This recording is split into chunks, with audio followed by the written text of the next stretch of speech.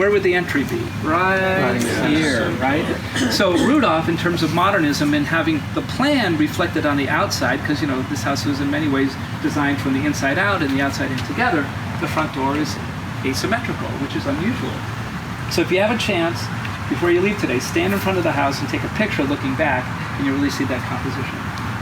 This second kind of strange and fundamental. Remember we talked about, there was air conditioning, but it was unreliable. Okay, so a southern tradition of building would be to elevate a structure off the ground to get air underneath. So if you look over here, so you get air underneath the building.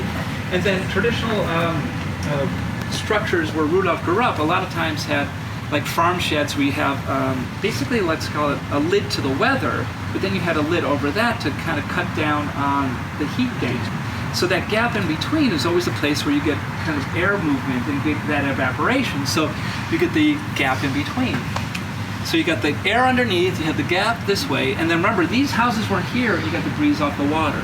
So these jalousies were, another incredible thing that he did. And this module here is, I think, 32 inches, if I recall. So Sears and Roebuck sold, right off the shelf, a jalousie window that was a 32-inch module. And the whole house is based on that module, based on this module here. These are still, the original jalousies, and they work, and you crank them open.